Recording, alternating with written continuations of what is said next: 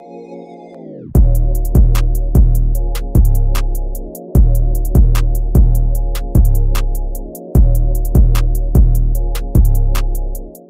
what's going on, everybody? Sorry about that. We had some technical difficulties, but we're back. And we were talking about the New Orleans Saints and Jameis Winston re-signing with them. Like I said, everything points to him being the starter over in New Orleans, between his vote of confidence, getting a vote of confidence from his teammates as well as head coach Sean Payton. And then just seeing what Kayson sent me, was that yesterday? With them restructuring or giving Taysom Hill that extension where every year is voidable. So yeah, where do the Saints go from here, Kay? Are they contenders with Jameis, or are they pretenders? We talk about Sean Payton being a quarterback guru, what he was able to do for Drew Brees' career when he got him over from the San Diego Chargers. So can he do the same for Jameis? That's what they're hoping. Obviously, we don't know if they're going to be contenders or pretenders. Their defense was pretty great last year, but when Winston, like we talked about on here a lot of times, you don't know if he's going to be super great or kind of super bad. He's kind of like the greatest bad quarterback. So if he can do if he can do for him what he did for Drew Brees, then obviously there'll be some contenders. But I think the Saints are showing you that they're going to kind of maybe keep their options open, because even with Winston, I think I just seen they re-signed him to like a 1-year deal.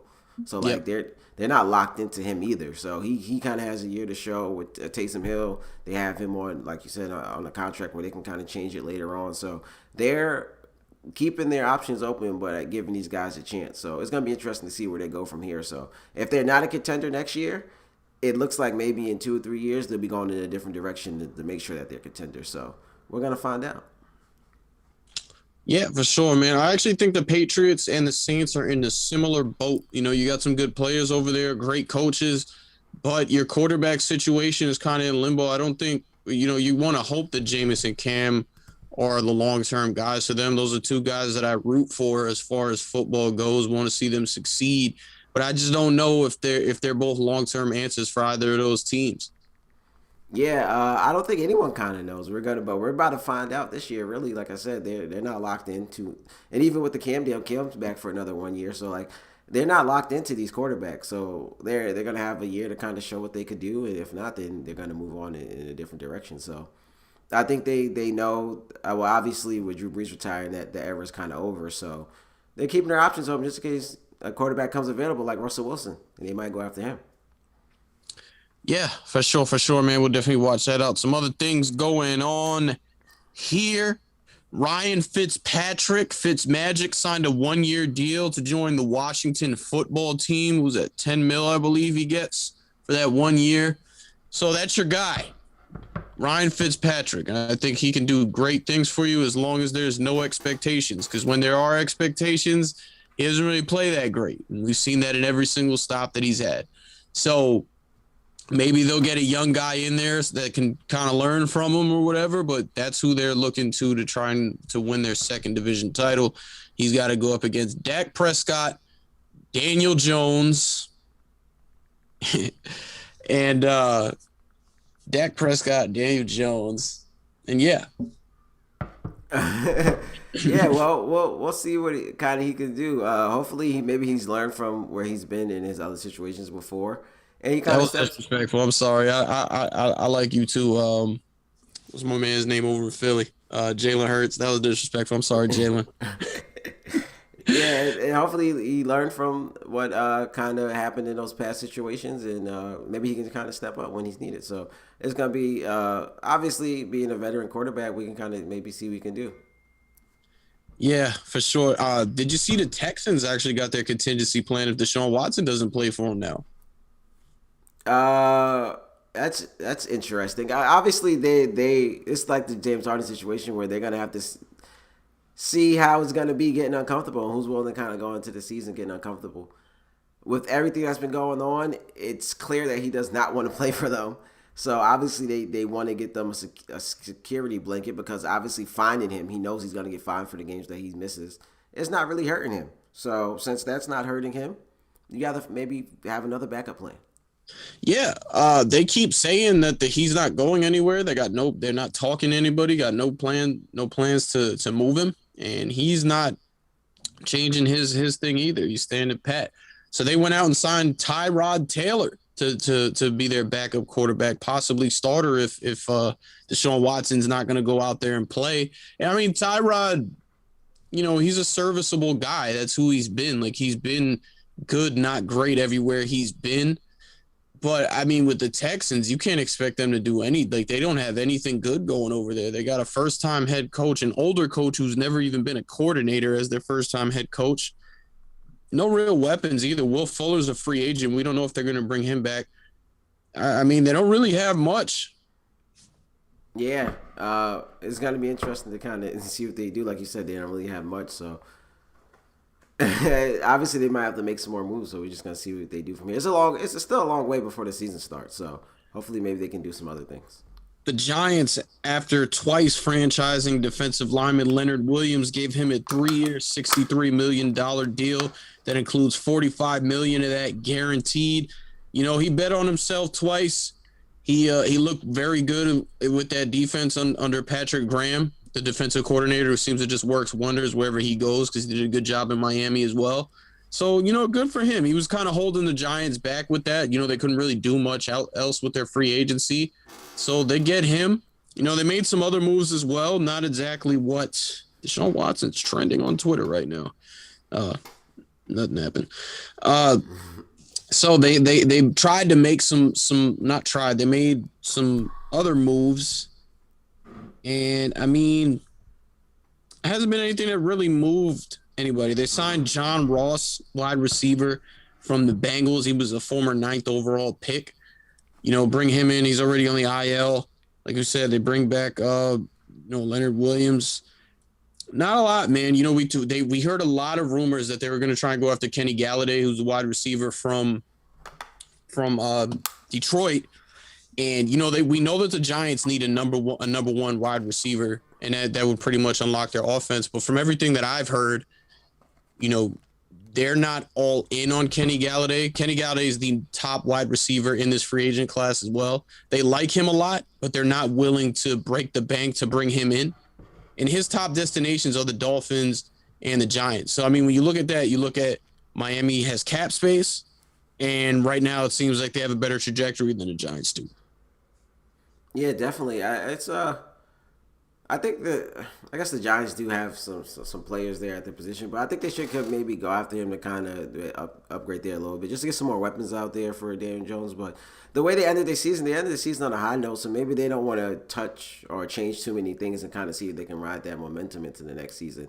And maybe they just want to tweak a couple things here and there. So I guess they don't want to bring in too big of a change because bringing in a wide receiver like that, maybe he's gonna obviously you're giving him big money, so you're gonna shape your offense a little bit to kind of get him more touches and things out there. So maybe that's not something they want to do right now. And like you said, maybe they don't want to give up the money. So I guess you think that maybe they can ride that wave that they had towards the end of the season and kind of hope that goes into next season and not make too many changes and go from there. Well, I mean, you got to do everything possible to make sure that Daniel Jones succeeds, right? You're tethered to this guy. You took him 6th overall if you're Dave Gettleman. And we know that the defense is pretty good, but they got no stars. They got no real play. There's some guys on there are good, but you need an edge rusher, which you don't have to kind of bolster that O-line. So you can draft one or try and get one in free agency. Seems like all the top guys are already starting to move. But that you desperately need weapons on this team. Like one of the reasons why Darius Slayton, didn't have the greatest second year as opposed to his first is people started, watching film on him. And what I believe to be true is what I've been hearing is, he's good, but you need somebody else on the field that'll take attention away from him. So that, he'll be able to do his thing. And they just don't have that on the team right now. So I think if you can find a way to get a Will Fuller or Kenny Galladay, who is, like we said, is the top guy on the board, why not do it? Because you want to show that you made the right pick with this quarterback. Yeah, definitely. Like I said, but maybe you don't know what he's kind of thinking over there. Like I said, they were they did have a successful end of the season. So you think, like I said, you bring him in, you're gonna have to change the offense to make sure he gets touches. So maybe they don't want to change that much, and maybe it's more of a money thing. But looking on the field thing, maybe they just want to ride what they had and not kind of change the offense too much, and just think that how last season ended will be how this season will go. With that momentum behind them, you just drag that momentum into the next season and hope you go from there. But I agree with you. I think they should, like I said, they have some pieces there, but obviously they can upgrade at the position. Like you said, you want to make it easier for Daniel Jones and kind of give him everything he needs to see the quarterback that maybe he really can become. So I would maybe do it, but maybe, like I said, the money situation, and maybe they feel like they have things that they need. They don't need to make too much of a change because it'll change that momentum a little bit that they had maybe. Maybe they only want to make minor tweaks and go from there. Yeah, we'll definitely see, man. We're both Giants fans, and we're tired of being sad at the end of the season. So hopefully something will work out there. Let's go over to the other team in New York. The New York Jets, gang green, and what they've been doing, trying to bolster up their defense. They signed defensive end Carl Lawson. They also bring in Lions' former first-round pick, a linebacker, Jared Davis, get him on a one-year, $7 million deal. Then on the 16th, which is actually today, they bring in defensive back Justin Hardy. So they were making moves on defense, but okay, you ready for this one? They got a weapon. They signed former Titans wide receiver Corey Davis to a 3-year, $37.5 million deal that includes $27 million guaranteed. Now, we don't know if Sam Darnold is going to be the quarterback. We got to wait to see what they do in the draft. A lot of people linking them to a quarterback with the second overall pick. But is Corey Davis what they're going to need to, help their franchise guy, whoever that is? I think he could obviously help. It's too early to tell now because we don't know the direction that they're going in. I think he can help Sam Darnold a little bit, maybe, but like we talked about it on here a lot. Maybe it's time for Sam Darnold to go to a new situation. So even with him coming in, I don't think he'll help maybe too much. It's one of those things where maybe it's kind of just not working out there. I think if they go in a new direction, maybe with the new quarterback, bringing him in can maybe change things around because it's like a fresh start. So you bring him in with a fresh start, a fresh quarterback, someone who maybe wants to be there a little more. So I think in that situation, I think he'll help more. I think maybe with Sam Darnold, the writing's just kind of on the wall. So if you bring him in, I don't think he's going to make too much of a change. I feel like just the fresh start for everyone to feel better. Yeah, man. Absolutely. Absolutely. So we had a game last night, man. Well, that's not what I wanted to play you guys. I'll never forget you. And it's still playing. We had a game for you guys yesterday, and I know we got some Knicks fans in here. So, I swear to you guys, this is just me wearing this is just a coincidence. But I do want to talk about what happened yesterday. Brooklyn, we go. Yeah, so the Brooklyn Nets. The Brooklyn Nets and your New York Knickerbockers dueled yesterday in the second time ever.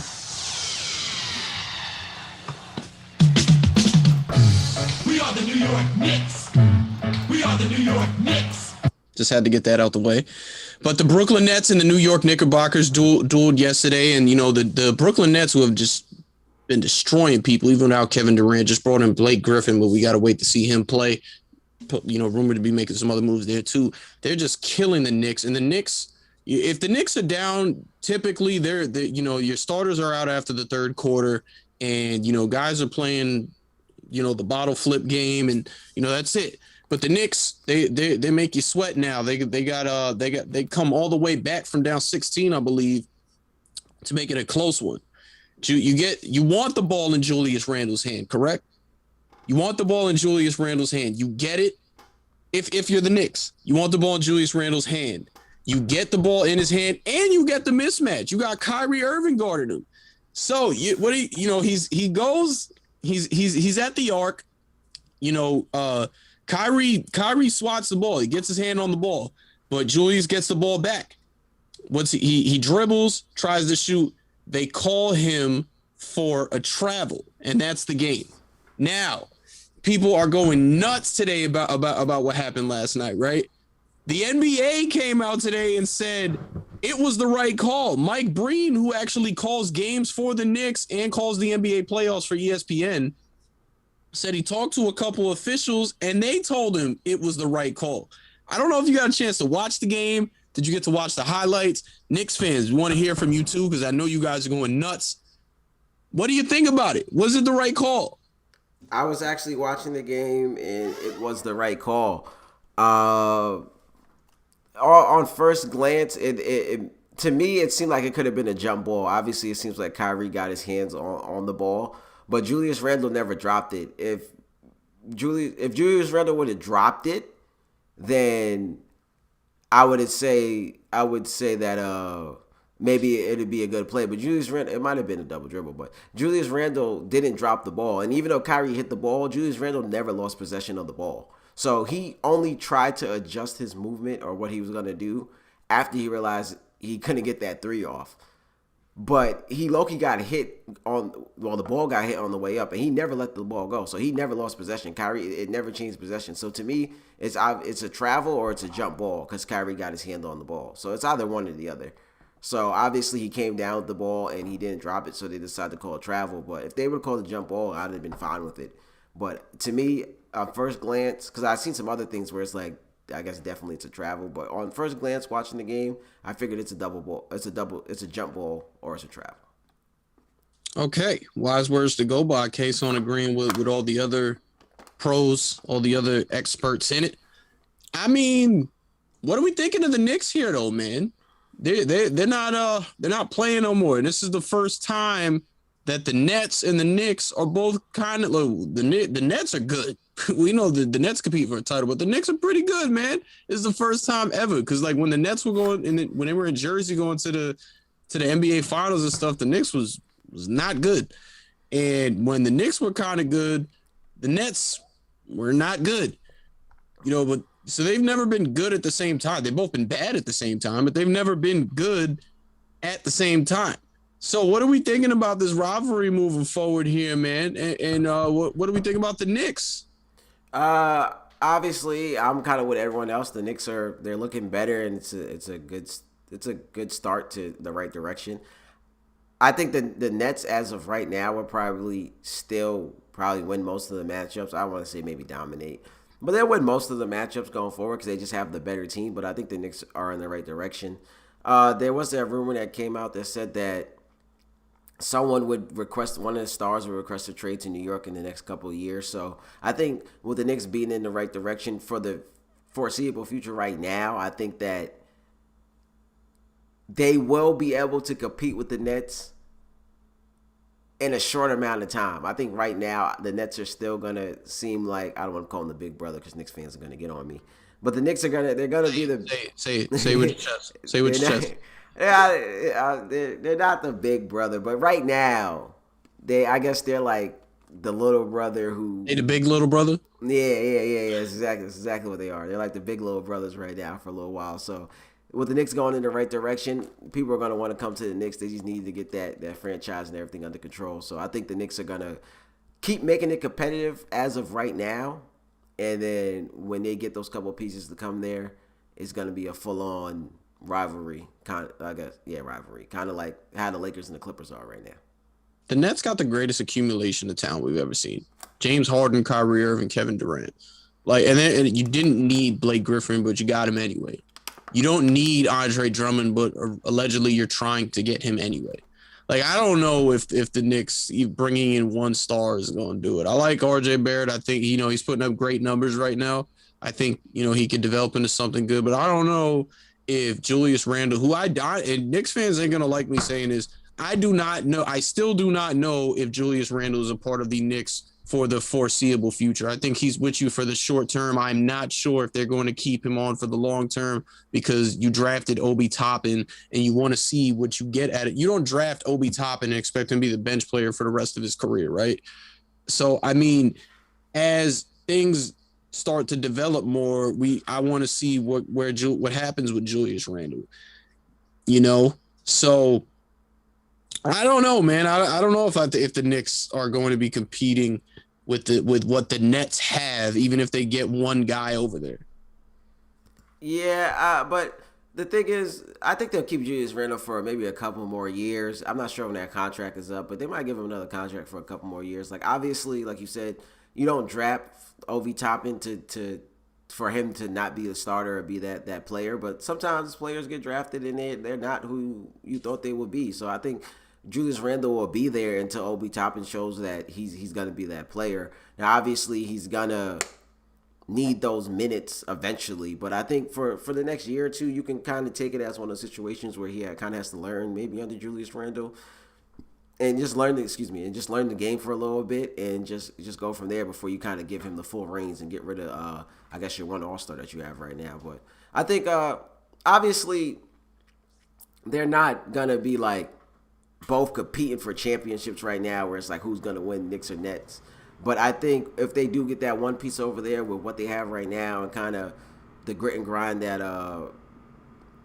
Tibbs has shown them, I think they'll make it more competitive than what it is now. And obviously, you can see from last night's game that it is competitive. But obviously, KD's not there, so I think with KD back, you give them a piece. I think it'll be real competitive where maybe they can meet in a first round matchup that they may go 7, where it's not like a 2 versus 7, where it might be like a maybe 4 versus 5. I guess the Nets probably won't fall that far, but maybe like a second round 1 versus 4 type of thing for a chance to go to the conference finals, or maybe even meet in the conference finals. Who knows? But that's what I kind of mean by maybe making it a little more competitive than what it is now. I really hope we get 2 versus 7 or 1 versus 8. However this thing shakes up, I would. Oh man, and then it won't be a bubble this year. And we might get fans. Like, come on, man, that'd be great. That would be great. See, the problem is with the Knicks being in 7th with this new play-in tournament. 7th plays 8th to see who gets 7th. So even if they finish in 7th, they have to win that play-in game to get 7th. Come on, Knicks. Come on, I'm counting on y'all. I want whoever. Just if Lord, please find a way to get the New York Knicks and the Brooklyn Nets to match up first round in the playoffs. Please, I'm begging. That's all I want. That's all I want in 2021. Are you going to the Garden for the game if it happens? I will try. There's a possibility that I might be moving this summer, but I will, if it happens, I will make my way to Barclays or Madison Square Garden. I will do everything to try and make it happen. Yeah, definitely. But like I said, it's gonna be difficult with the Knicks. I guess the Nets not gonna fall, but the Knicks, if they land in 7th, let's say they would have to win that play-in. If they don't win the play-in, they fall to 8th. But then I think they have to play the winner of the play-in from the 9th and 10th seed for the 8th seed. So say we're gonna maybe get into this later. Embiid's down right now. Say if the Knicks end up at 1, for that matchup to happen, they would have to lose at 7th, the 7th play-in, and then win that play-in for the 8th seed. So it sounds like a lot. It would have been better if it was like a 3-6 matchup, so we knew it was guaranteed. Yeah. What we know is they're going to be a tough out for whoever they have to play. You know, they got a great defense and all of that. So, I mean, hey, you know, the Knicks is, I'm not going to say that because I might get you triggered again, but the Knicks are a formidable foe from here on out. We did get a question about, what the Nets are doing right now. Number one, where I saw they still don't know when KD is coming back. Can this team win a championship without Kevin Durant? That's one of the questions we had, but yeah. I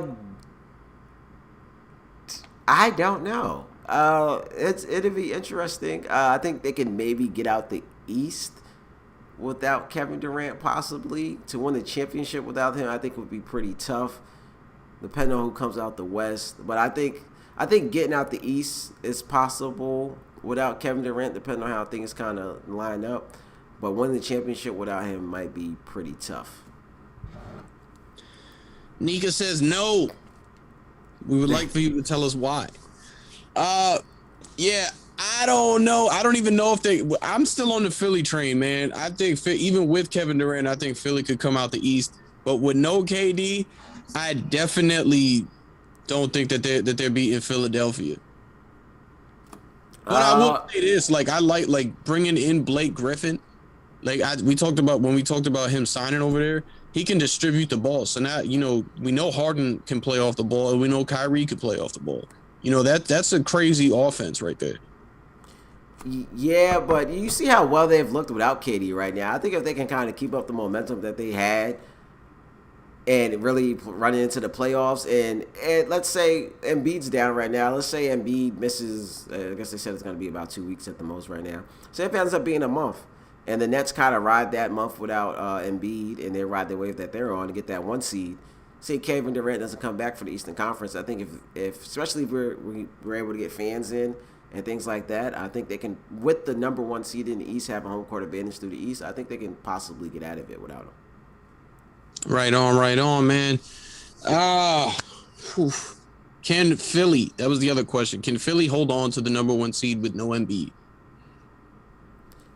Uh, I think it'll be tough. It'll be interesting. I think Embiid has been playing at an MVP level for them. He is kind of their MVP player right now, and my favorite to win the MVP. I think it's going to be tough. Obviously, I seen Doc Rivers quote earlier on today, I think, about how Dwight Howard's looked like he's aging backwards and he's playing well. So we're going to have to see how well those role players can kind of step up from them. And we asked a lot of Ben Simmons already, but I think we're going to have to ask more of Ben Simmons and those role players kind of over there to step up. I think Ben Simmons is going to have to find ways.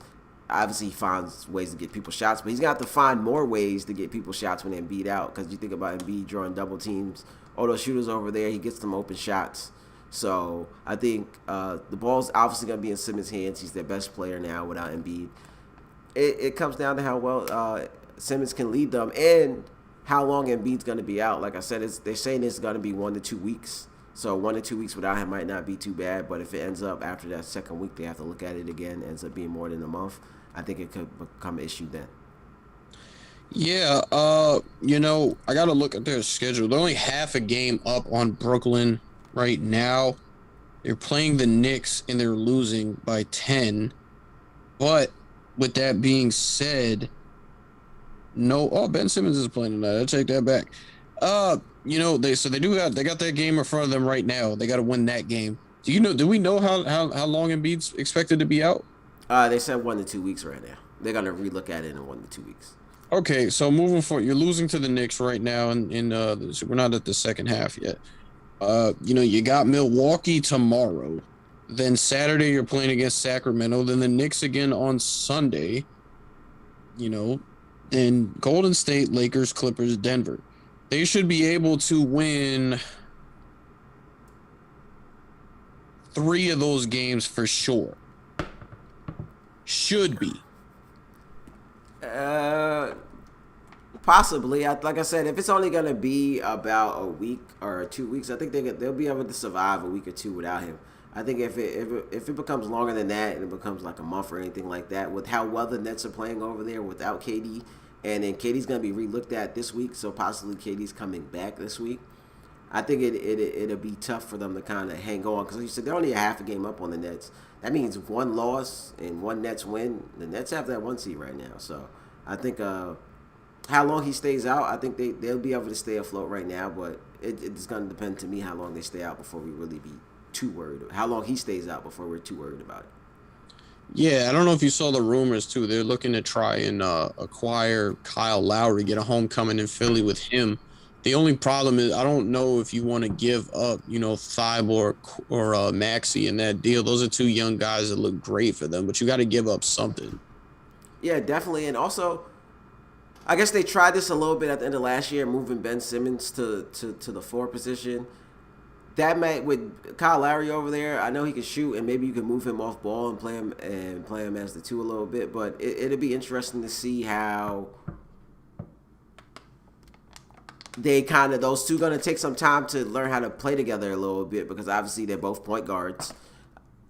They can maybe play other positions, but I think it's going to take a little time for those 2 to gel. So it's like, do you want to make that trade? Obviously, the trade upgrades them. And like you said, maybe looking at future wise, you don't want to give up those two nice young players, but you really want to win now. So it's a win now move. The question to me is it going to mess up the chemistry a little bit? And how long is it going to take them to gel together to kind of get going? Because like you said, the Nets are on their trail, so they don't want to have to figure out how those two they're going to mesh together, and while they're figuring that out, fall behind a little bit. Yeah. And one thing Daryl Morey's done very well with this Philly team is, build it up to the strengths of those two guys. Like, we talk about Embiid being out. Well, they got a lot of shooters over there. So Ben, can get his playmaking going. Like he's been better at point guard this year for me to say they don't have to move him to the 4. Like he's jacking up threes. I don't know if you saw the other day he made one like not even hesitating. That was great. Hand claps for Ben Simmons. Yeah, but obviously they don't have to move him to the 4. But what I'm saying is one of them, they both can't play point guard. So one of them has to. It's possible that he gets traded to play off the bench and then is in their closing lineup. Like I could see that. I feel like that'd be tough coming from Toronto, being the starter, leading them to a championship. He's up there though. He's up there in 8. Like that. That's the whole thing in Toronto now. Like the conversations that they've been having behind the scenes of when is he going to have to give up the reins there? Yeah, that's true. But I think that I guess Kyle Lowry is he's a pro, and he's gonna come in and do what he needs to do. Whether that's coming off the bench, he's not going to mess up the chemistry, especially have a chance to win a championship in his hometown. But I think that'd be tough because I guess that doesn't really change their lineup because you're gonna give up 2 bench players. It doesn't really change their starting lineup too much. It'll be interesting. It definitely boosts their bench, and that's something maybe they can need. But is Kyle Lowry up for that challenge? Maybe he'd rather stay in Toronto if that's the case. I will say this, man. Melo kind of had to learn it the hard way, but it's honest. Like Lou Williams, lives by it. Like a lot of guys need to live by it. It's not who starts. It's all about who finishes the games. Yeah, that's 100% true, and that's what everyone should kind of understand and everyone should kind of learn. But obviously, that's not how it goes. A lot of people want to be that starter. A lot of people want to be in that position. So obviously, I think he's a pro's pro. So I think he's gonna come in and do what he has to do. I don't know how much he's gonna like it. So he's gonna want to win a championship in his hometown. So he's gonna come in and do it. But it takes some getting used to, like you said, with Melo, and people learned it, but it took some getting used to, especially for Melo. Melo has adapted to the role now, but it's gonna take some time, and that's what I'm saying about the chemistry issue. And kind of they're gonna want to get him going to get him used to that bench role. So it's gonna be a change for them that they're gonna have to adjust to mid-season, and the Nets are right on their trail. Yeah, for sure, man. Definitely gonna be glued in this one, man. I'm really can't wait for that matchup between those two at full strength. I really want a series between those two, but it's one of those things now after Lakers Clippers last year that I don't want to get my hopes up with the possibility of it not happening, especially when you got a Milwaukee who at that 3 right now, and Miami just climbing up the charts. Like originally they were saying whoever gets the 2, like you don't want to get the 2 because you have to play Milwaukee. You're gonna have a tough out in that second round regardless of whether it's Miami or Milwaukee there.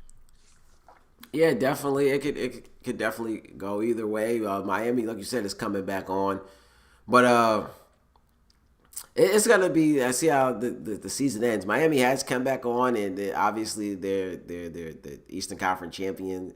But I think a lot of teams right now would maybe rather play them than play the Bucks, but maybe not, because I think last playoffs the Heat kind of gave us the formula to kind of beat the Bucks. So, and kind of stop Giannis. So, like you said, it's really either way. I think those top seeds probably aren't going to maybe worry either way. Like you said, it's a tough matchup no matter who you get. Yeah, for sure, man. Here's a question from Mike E. Fresh. Is MSG shady for not noticing the Knicks legend Patrick Ewing? I'm sorry. Madison Square Garden has, this the third, fourth incident now. Like you get Charles Oakley kicked out, who a lot of fans call the Knicks legend. Then you get Spike Lee, kicked out. It's kind of like the face of the Knicks fan base. And, you don't know who Patrick Ewing is. Like his jerseys hanging up in the rafters. It's got pictures all over the building, and he gets checked like 4 or 5 times. I don't want to blame it on James Dolan, but I mean, like, what's up with the MSG security doing that, man? Like, you would like had like I seen Spike Lee talk about this, and it's true. Like, Derek Jeter does not get stopped in Yankee Stadium. Like, you do not stop Patrick Ewing at Madison Square Garden. We know who he is. You know, he's there to do a job. Number one, he's coaching Georgetown. Shout out to Patrick Ewing in Georgetown, Big East champs. But I mean, like, what are you doing? Like, what's going on here? Very shady, very disrespectful. No, I'm gonna have to put the blame on Dolan. Just for it's one of those things where like you have shown yourself to be a repeat offender in situations like this, and also like you said, like a lot of people have been saying, everything rots from the head down. So obviously he's the one giving the word to say like, okay, no matter who it is or this or that, to search those players. And I seen Patrick Ewing say today that he talked to James Dolan, is behind him or whatever the case may be. But it's gonna start off with James Dolan because like. Those people are just doing their jobs, like, you know what I mean. Like it's like one of your homeboys comes to your job. Like, obviously you want to look out for him, but you don't want to lose your job also. So like, I'm not gonna blame the people for kind of doing their job. It's really James Dolan who should kind of make that be known about, like, okay, like, that's Patrick Ewing, and maybe in the defense of James Dolan, like, maybe that's one of those things that goes without being said. Like, maybe he shouldn't have to tell his workers like, yo, this is that person. But in the security situation, they're just worried about checking everybody because if anything goes wrong, it's definitely blamed on them. So I'm just gonna blame it from the top down. I don't know, man. Like, if you're from New York, like, you work in Madison Square Garden, you know exactly who Patrick Ewing is. Like, Patrick Ewing is that dude in New York, like, one of the greatest of all time. Like, that's just very bad to me. Not only that, but like, we've heard the rumors that Dolan has like told security like certain things to do, like, don't let this person go through here. Make sure you stop this person. So like, that's on Dolan. Like, that's obviously on Dolan. Like, if you're security and Dolan tells you, hey, don't let nobody in. I don't care if it's Patrick Ewing, which is probably the example I feel like he said. I don't want you to let nobody in here. I don't care if it's Patrick Ewing. You letting Patrick Ewing in either way? It's Patrick Ewing, dude. Why do you want these PR nightmares all the time, man? It's I just your don't job. get it. But no, I'm just saying, for like MSG, like, why do you continuously want these PR nightmares to come at you? Like, you see that it never goes good for you, like, ever. It has not gone good for you once. Every time it happens, and then on top of it, the Knicks are playing well right now. Like, you don't have to worry about anything. Why are you adding this to what's going on? My thing is, I don't blame the MSG people because they're doing their job. Are you about to lose your job over letting Patrick Ewing into the Garden? You gonna lose your job for not letting Patrick Ewing go through? Like, do you hear what I'm saying? It's Patrick Ewing. He said don't let nobody in. He doesn't care if it's Patrick Ewing. That's what he said. I feel like that's what he said. I don't care. Don't let nobody in. Nah, he said I feel like that's what he said. We don't even know that. That just sounds like that's the example he used. I don't care. Nobody. Patrick Ewing, Spike Lee, nobody. I'm not letting nobody in. So, are you losing your job? Are you losing your job over Patrick Ewing? How you gonna lose your? See, look what you're doing. You heard what he said. How are you gonna lose your job over letting Patrick Ewing through? The Georgetown Hoyas head coach, greatest Knick of all time, in my opinion. How you gonna lose your job over that? Like, that should be a like, that's another PR nightmare. Like, security guard loses job for letting Knicks legend Patrick Ewing through. And listen, but if I'm the security guard, I'm doing my job, and that PR nightmare is going to hit Dolan and MSG. That got nothing to do with me. We don't even know the security guard's name because it doesn't even matter. Because all that matters is that the Knicks didn't let Patrick Ewing in. So there's a couple security guards. That is true. But we don't know their names. No one's worried about their names. No one's even blaming them half the time. So, like, you're not even blaming them. You're blaming MSG. They're not MSG. They just work for MSG. That's not them. I'm doing my job, and whatever PR hit they get hit with is on them. but I'm getting in my bed that night.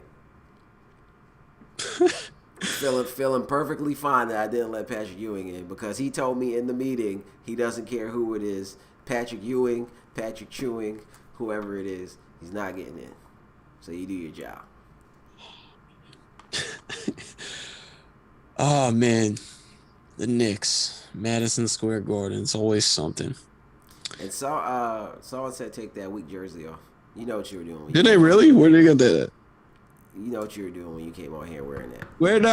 I didn't even see that. Where's that at? Did you just make that up? No, on my thing, T. Negron said take that weak.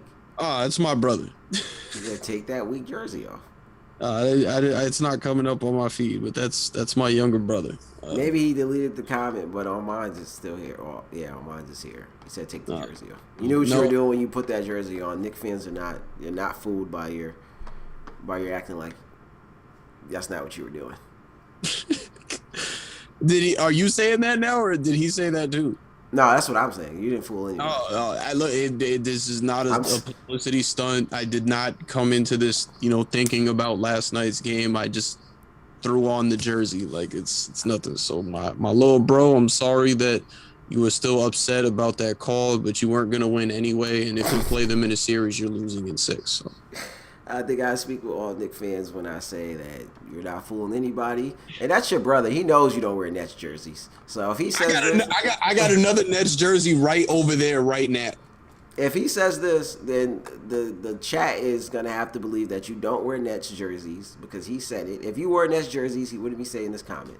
So you're not fooling anybody. Nah, y'all starting stuff now. Y'all just like starting stuff. I'm reading context clues. Oh man. Does the Harden trade look better now that KD has missed so much time? No, I don't think it makes. I don't. And shout out to Shatora. I don't think that makes that makes it look better. Like I don't think that him being gone makes it look better. I just think that like we knew what James Harden was when he came in. Like I don't know. What do you think about that? Like I don't think that him being out and Harden being there makes it look better. I think it does make the trade look better in the sense that you have another superstar player with Kyrie, because a lot of people are saying that the Nets gave up some depth when they made the trade. But this is why you make a trade like that, to have two superstars. Well, have 3 superstars, and if one goes down, you have 2 superstars. Because if not, you'll just have Kyrie and a whole bunch of depth. So right now, you have Kyrie and another MVP player. So I think it does make the trade look better because a lot of people kill them for not having the depth no more. But I think with KD being out, now you have 2 superstars, so it makes the trade look better because it's like we could have Kyrie and some depth and some nice young players, but now we have 2 superstars. We're supposed to have 3, but we have 2 because we made this trade. So I think it does make the trade look better in a sense. All right, I respect it. Kay, are you another question here from Shatora. Are you surprised Syracuse didn't have to play in the play-in game? A little bit. With everything that was kind of going on, a lot of people said they were on the bubble. I seen someone from the committee say that it does matter how well you're playing towards the end of the season, which I didn't know that was a thing. And if you look how Syracuse ended their season, they ended it kind of good. Obviously, the buzzer beater to Virginia is not great, but everything leading up to that's been kind of good. And they played Virginia, the number 1 seed, a great defensive team, pretty tough. A lot of people, I met 2 Syracuse students actually down at the ACC tournament, and even they kind of believed that they would be in the playing game. And we had Matt on here; he believed they'd be in the playing game. So it's a little surprising for the fact that that's kind of what it looked like. And then they ended up getting an 11th seed and didn't have to be in the playing game. And then Michigan State and UCLA are both in the playing game. So it's a little surprising to me, but I guess with what the guy from the committee said, it's maybe not that surprising. All right, man. We got any other questions? Yes, no. If not, I don't really got nothing else for you guys after this week. Kay, you got anything for him?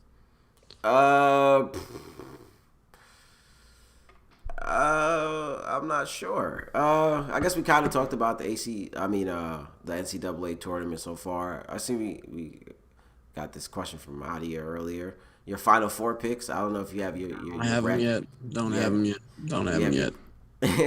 If I'll pull up my bracket for a second, I'll tell you who I had as my final 4 picks. Let's go. I guess on this one, I went Gonzaga, Alabama, Baylor, and After he Illinois. just said Gonzaga was going to go out. I believe Gonzaga, because you know what it is. Like I said, with all the things going on with Virginia and their program right now, I think they might end up having some issues that may come back to get them. Also, another thing I realized is I said this the year that Virginia ended up winning the title, but Virginia in recent history has kind of folded when it came to tournament time. But Mm-hmm. I feel like if Virginia's healthy and they don't have any of the issues that maybe can hunt them coming back, that they'll be able to knock off Gonzaga. And that's I guess, who are you picking to win? Do you have your pick to win? To win the whole thing? No. I'm actually literally making my bracket right now. All right, so Gonzaga is undefeated right now. If they win this tournament, they will end the season undefeated. Do you think they can end the season undefeated? No, we were talking about that before we got cut off earlier. No, I don't even think Gonzaga is going to win it for the reason you said, and I think the fact that they play in a weak conference is going to come back to bite them in the long run. True. I agree with everything that you said. And, with these tournament things, excuse me, excuse me again, it only takes one bad game, one game winning shot, one person to maybe catch COVID or something, and things can kind of change with everything that's going on this year. Who kind of knows? So I think that there's going to be a lot of kind of surprises coming into this tournament. Yeah, I guess you didn't do your bracket, but if you could pick, what would be one surprising team for you in this tournament right now? One team that you think can make noise. Georgetown. You know what's crazy? I got Georgetown winning that first round matchup. I forgot who they're Yeah, I playing right picked I now. picked them to beat Colorado. I think that they could give Florida State a run for their money. I got Uh, Florida State being Greensboro. I know you talked about Florida State doing something with Gonzaga. I didn't give Florida State a run for their money in the second round matchup. I picked Georgetown to win that first round matchup too. I think they can maybe give Florida State a run for their money, but I'm picking Florida State in that matchup. Like I said, if for the people who missed it earlier, I don't know if I'm biased about the ACC, but I feel like the ACC can come away with a couple surprises this tournament that people ain't think that they'll be able to do. So I think you look out for the ACC here. Also, I think San Diego State, Syracuse is playing them. From everything I heard about San Diego State since Syracuse got that matchup, is that they are one of the elite teams in this tournament. They shoot the three well. They play defense great. They got some solid bigs. They kind of seem like they don't have too much of weaknesses. So I feel like if depending on what happens in that first round matchup, if Syracuse doesn't pull off that upset, in the next round they'll most likely play West Virginia. I low-key have them knocking West Virginia off.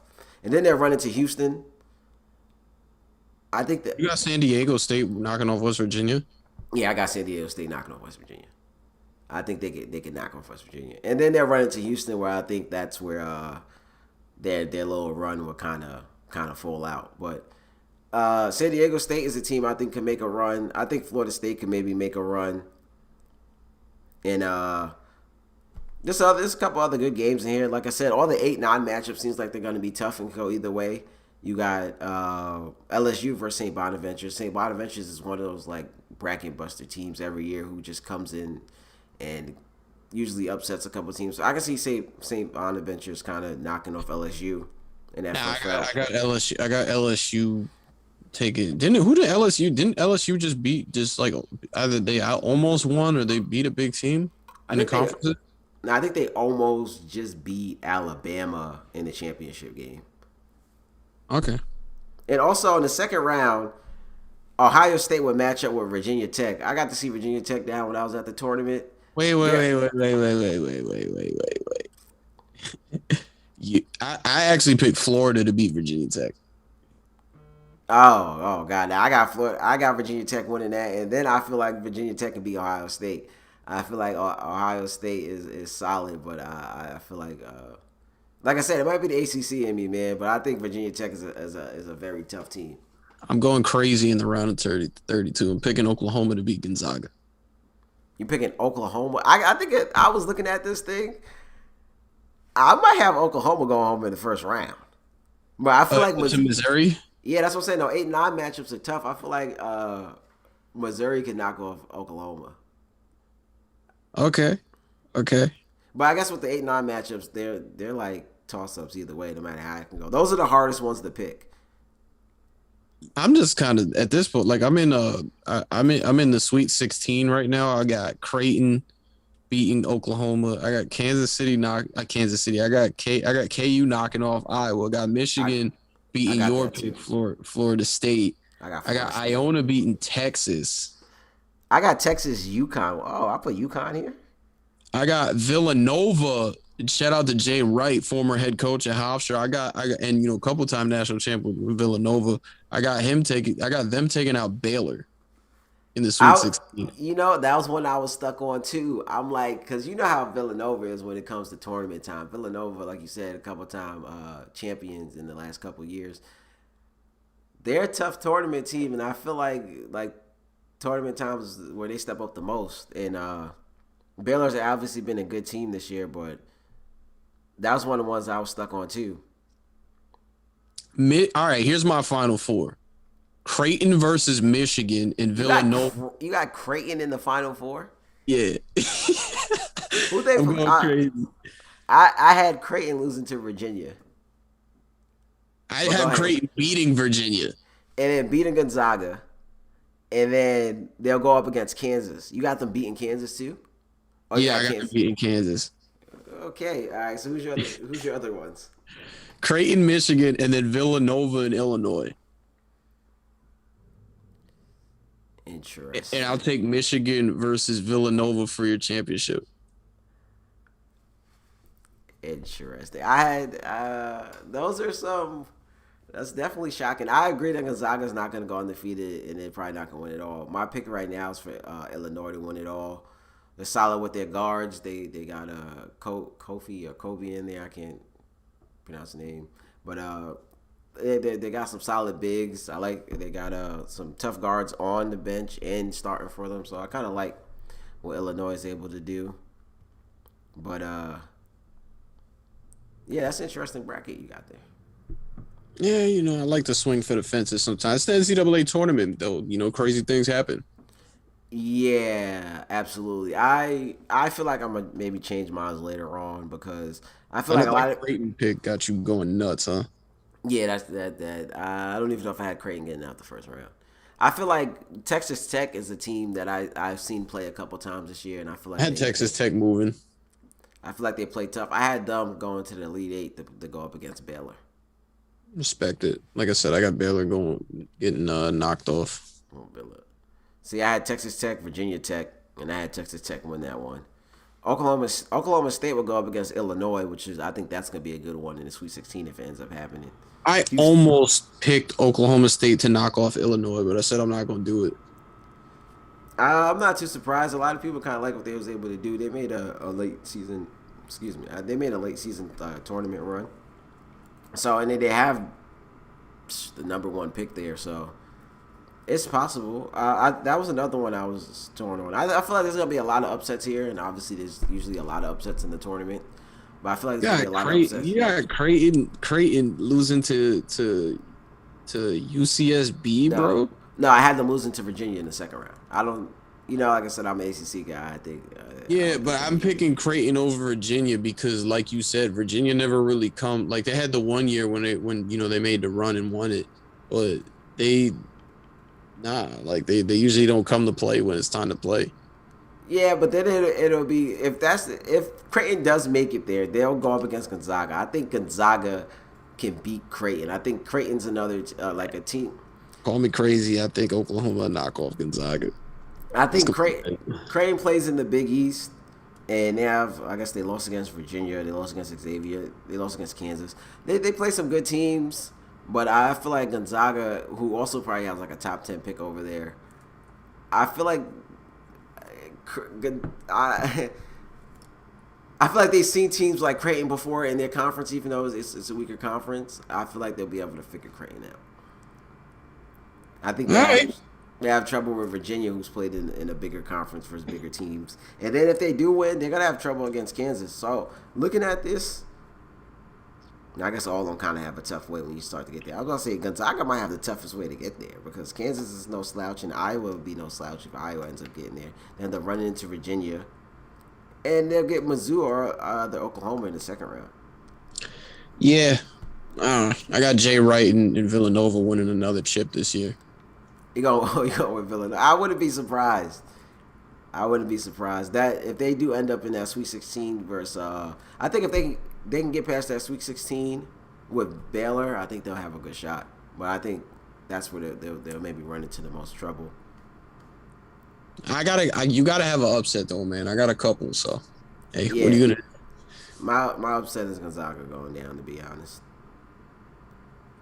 And then shit. Yeah, and then Kansas. I feel like Florida State can make a run too, but who knows? Texas Tech. Michigan, I'm counting on y'all, man. I got y'all going all the way to the championship game. I got them getting knocked out by Florida State. Florida State in the Sweet 16. Watch out for them. Florida State is 2-0 against the top 25 teams. They play in the ACC. They play tough teams all year. I feel like they'll knock it. Even though I guess Michigan's 6-3 against the top 25 teams. Yeah. Shout out Juwan Howard. So, man, okay, you got anything else before we get out of here? No, that is about it. Cool, man. Thank you guys for tuning in again. Sorry for the technical difficulties. NCAA Wrestling Championships are this weekend as well, man. Thursday through Saturday. Be tuned into that. The Iowa Hawkeyes, like we talked about, trying to go after their first title since 2010. Penn State, even though, couldn't get past them at the Big Ten championships, looking to try and win another national title this year. So, yeah, man, it's gonna be a fun one. Lots of matchups. Got a lot of upsets there. You saw me and my pops, Uncle Tony, known to the wrestling community, and a lot of people over here. We did a bracket breakdown, so check that one out. But yeah, man, it's gonna be a fun one. We got a lot of fun things going on this weekend, Kay. Yeah, definitely. Well, this is March. It's March Madness. A lot of things going on. The tournament starts this weekend. I think Thursday night it'll probably be the last time you can get your brackets in. So, and then March Madness with wrestling's coming up. So there's a lot of good things coming on. The NBA playoffs will be starting right after this March Madness is over. So you got a lot of things coming up. And like you said, NFL free agency is coming on. So, Yeah, for sure, man. So thank you guys for tuning in. We got more on the way. And it is Rich and Kayson, and we will see you guys next time.